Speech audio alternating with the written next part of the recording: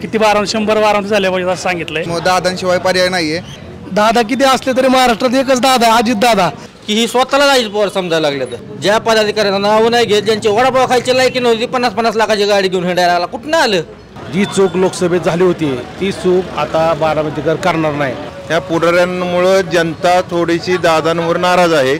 आमच्या मनात तुतारीच. त्यांच्या घरातल्या तरुणांना संधी का बाहेर नाहीत का तरुण?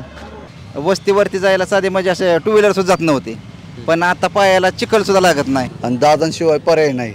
म्हणजे दादांपुढे कोणी जरी उभं राहिलं तरी दादा निवडून येणार आहेत. दादा बी नवीनच होतं की सुरुवातीला, तसं युगेंद्र दादा बी नवीन आहेत. साहेबांचा हात आहे त्यांच्या पाठीमागं.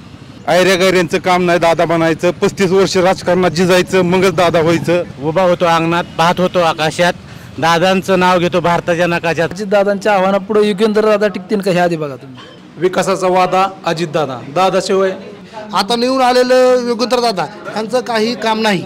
नवीन आमदाराची गरज आहे आता सध्याच्या घडीला तरी.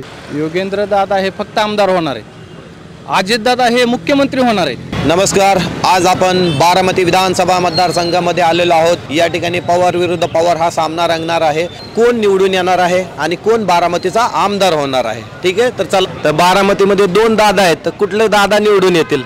अजित पवारच येणार निवडून. अजित पवारच येतील. का बरं, का वाटतं अजित दादा निवडून येतील? त्यांनी विकास केलाय ना बारामतीत, चांगला विकास केलाय. हा. विरोधक तर म्हणतात विकास दिसत नाहीत बारामतीमध्ये. मग नरेंद्र मोदी येऊन म्हणतोय की बारामती कशी झाली ती, अशा किती 100 बारामती झाल्या पाहिजे असं सांगितलंय. आता मग विरोधकांना अजून काय पाहिजे. बारामतीचं या ठिकाणी इलेक्शन होणार आहे, कोण बारामतीचा आमदार होणार आहे? अजित दादा होतील आमदार. अजित दादा होतील. का बरं? आहे त्यांच्या पाठीमागं आहे, लोक आहेत पाठीमागं, विकास आहे त्यांचा, त्यांचे काम करण्याची पद्धत चांगली आहे. 2 पवार उभे आहेत, कुठले पवार निवडून येतील? अजित दादाच निवडून येतील. का बरं? कारण त्यांनी विकास केलाय बारामतीचा. ते विरोधक तर म्हणतात विकास फक्त शहरापुरता झालेला आहे, आजूबाजूच्या गाव खेड्यामध्ये विकास नाहीये. बारामती शहराचा विकास झालाय. बारामतीमध्ये बरेच उद्योगधंदे निर्माण केले दादांनी, त्याच्यामुळे दादांशिवाय पर्याय नाहीये. आणि जर समजा आपण दादांना निवडून नाही दिलं बारामतीमध्ये, तर महाराष्ट्राच्या राजकारणातला चांगला नेता गमवून आपण. 3 दादा आहेत सगळ्यात महत्वाचं, कारण रासपणे पण एक दादा उभा केलेला आहे. काय वाटतंय तुम्हाला त्या दादांविषयी? दादा किती असले तरी महाराष्ट्रात एकच दादा, अजित दादा, आणि अजित दादा निवडून येणार.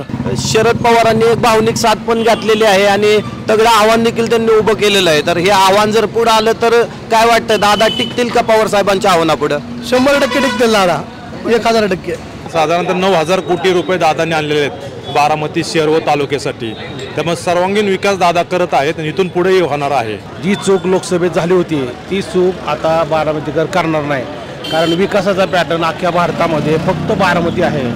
कुठलीही बारामतीतला राष्ट्रपती असो, पंतप्रधान असो, देशाचा प्रत्येक माणूस हा बारामतीतलंच नाव काढतो. मग अशा माणसाला जर आपण आत्ता खच्ची केलं तर त्याचं कारकीर्द आपल्याला लाजवल असं होईल. आपल्या हाताने आपला अपमान करायचा नाही. आपण जे दादांनी रात्रंदिवस जे झटझटले आजपर्यंत जे कार्य केले त्याची मोबदला म्हणून त्यांना विक्रमी मताने निवडून द्यायचं आमचं ठरलंय. दादाच फक्त. तुम्हाला काय वाटतं की 2 पवारामध्ये कोणते पवार निवडून येतील? एकच दादा आहे, अजित दादा. बारामतीच्या विकासाच्या जेव्हा 1.5 ते 2 लाखाच्या लीडने दादा निवडून येतील. असं का वाटतंय की दादाच निवडून येतील? दादांनी विकासच केला ना तेवढा बारामतीत. आज भारतात बारामतीची तालुका लेवलची एवढी डेव्हलपमेंट म्हणून बारामतीची ओळख आहे. प्रत्येक राष्ट्रपती आला, पंतप्रधान आला तरी बारामतीचं नाव काढलं जातं. ते फक्त अजितदादांमुळंच. इथं फक्त अजितदादाचंच नाव आहे. अजितदादांनी जो विकास केला आहे तो कोणत्याही तालुक्यात विकास होऊ शकत नाही, फक्त अजितदादाच. सध्याच्या परिस्थितीमध्ये जनता जी आहे ही संभ्रमात आहे. कारण असं आहे की जनतेला अजितदादा पवार साहेब किंवा शरद पवार साहेब दोन्हीवरती नाराज नाहीत. फक्त जे स्थानिक लोकलचे जे पुढारी आहेत त्या पुढाऱ्यांमुळं जनता थोडीशी दादांवर नाराज आहे. ते बोलून दाखवणार नाहीत, पण अंतर्गत तुतारीला मतदान करतील. तुतारी वाजण्याची शक्यता 99% आहे. अजितदादा पवार. अजितदादा येतील. का बरं? ते विकास भार आहे. इकडे बारामती विरोधक म्हणतात बारामतीचा काहीच विकास केला नाही. कोण म्हणतं? सगळा विकास झालेला आहे. बारामतीच्या आजूबाजूच्या गाव खेड्यात काही विकास दिसत नाही असं त्यांचं मत आहे. नाही, सगळीकडे झालेला आहे. बारामती सुरक्षित आहे असं वाटतंय का तुम्हाला? व्यवस्थित निश्चितपणे. निश्चितपणे. यावेळेस मतदान कुणाला करायचं? दादांनाच. शरद पवारांनी चांगलं आव्हान उभं केले अजितदादांच्या समोर. या आव्हानाला अजितदादा कसं काय टिकतील का त्यांच्या समोर? नाही टिकायच नाही, पण टफ फाईट होणार आहे. फाईट होणार आहे. काय सांगू शकत नाही जनतेच्या मनातलं. पण ते जनते तुमच्या मनात कुठला आमदार आहे? आमच्या मनात तुतारीच. बारामतीचा आमदार अजितदादा पवारशिवाय दुसरं कोणच होऊ शकत नाही. पण अजितदादा पवारांना शरद पवार साहेबांनी एक तगडं आव्हान उभं केलेलं आहे, एक नवीन दादा उभा केलेला आहे. काय म्हणायचं या दादांविषयी? दादाला ओळखतच नाही कोण बारामती. आता दादा आले ती पहिले होतं का दादा इथं? 2 महिने झाला आला तेव्हा त्याला विधानसभेचे तिकीट दिलं. सर्वसामान्य लोक आहेत ना, त्यांना द्यायला पाहिजे ना साहेबांनी तिकीट. म्हणजे या ठिकाणी सर्वसामान्यांना साहेबांनी डावलले असं म्हणायचंय का? डावलंय सर्वसामान्याला. त्यांच्या घरातला उमेदवार दिला ना दादानी. त्यांच्या घरातल्या तरुणांना संधी का बाहेर नाहीत का तरुण? सगळी त्यांच्या घरातल्या सर्वांना संधी दिली त्यांनी. आणि एकंदर काही निवडून येत नाहीत. अजितदादा निवडून येणार 100%. बारामतीचे आमदार माननीय श्री अजितदादा पवार साहेब होतील. का वाटतंय बरं असं? कारण त्यांनी इथे बघाय केलेला विकास बारामती तालुक्यात असेल किंवा खेडेपाड्यात जे विकास केलेला आहे दादांनी, त्यामुळे बारामतीचे आमदार आणि मुख्यमंत्री पण दादाच होणार. माननीय श्री अजितदादा पवार यांच्याशिवाय तसा विचार केला तर बारामतीला पर्यायच म्हणजे दुसरा नाही आहे. त्यामुळं आमदार हे अजितदादाच होणार आहेत. या ठिकाणी विरोधक असं म्हणतात की बारामतीचा विकास फक्त शहरापुरता झालेला आहे. नाही, हे सब चुकीचं आहे. तसा विचार केला तर ग्रामीण भाग असो किंवा शहर असो, प्रत्येक म्हणजे खेडोपाडी या अगदी रानात वस्ती, त्या वस्तीचा सुद्धा विकास झालेला आहे. जर तसा म्हणजे इथून पाठीमागचा विकासाचा जर विचार केला तर वस्तीवरती जायला साधे म्हणजे असे 2 व्हीलरसुद्धा जात नव्हते, पण आता पायाला चिखलसुद्धा लागत नाही असे रस्ते म्हणजे चमकणारे रस्ते झालेले आहेत. त्यामुळे विकास झाला नाही कसं म्हणता येईल. सर्वात महत्त्वाचे म्हणजे खासदारकीचा विषय वेगळा होता आणि हा आमदारकीचा विषय वेगळा आहे. लोक खासदारकीला भावणूक होते. लोकांनी ठरवलेलं की खासदारकीला सुप्रिया सुळेला निवडून द्यायचं आणि आमदारकीला अजितदादांना. आणि हा जो विकास दिसतोय MIDC परिसरामधला बारामती तालुक्यातला, हा दादांनी विकास केलेला आहे सगळा आणि दादांशिवाय पर्याय नाही.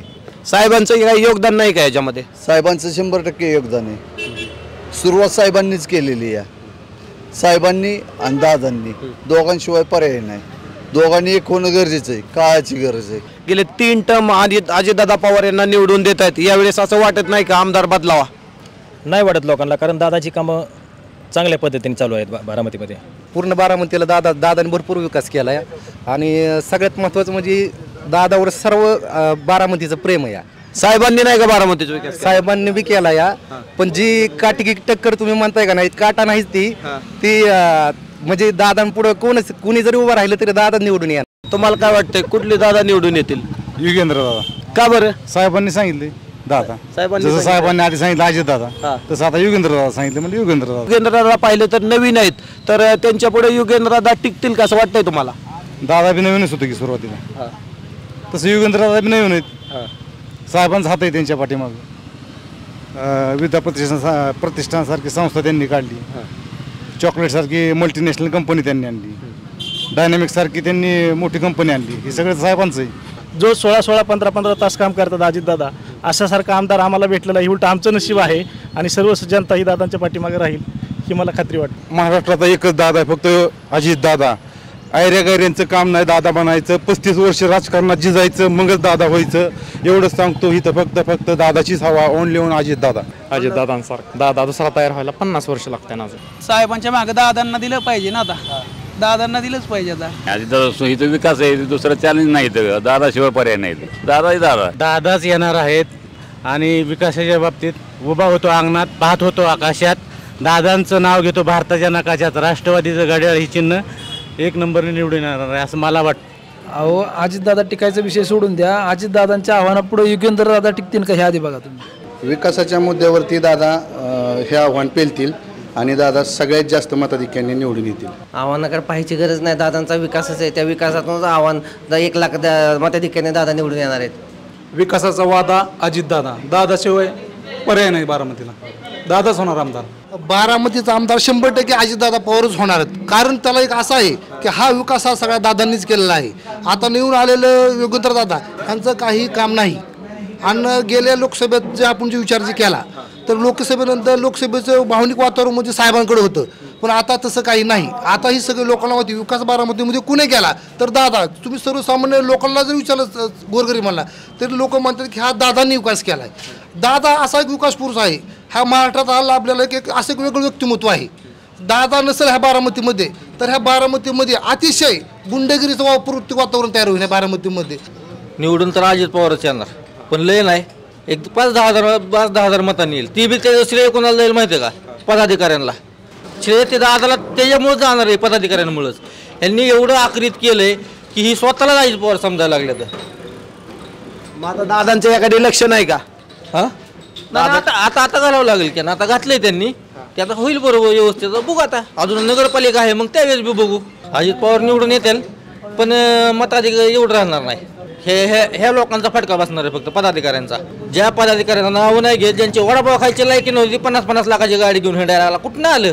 दादांनी विकास केला जरी असला तरी पवारसाहेबांनी त्यांना 30 वर्ष चान्स दिलता. आता सध्याच्या जनतेला आहे की नवीन आमदाराची गरज आहे आता सध्याच्या घडीला तरी, आणि युवा नेतृत्व पाहिजे सगळ्याला.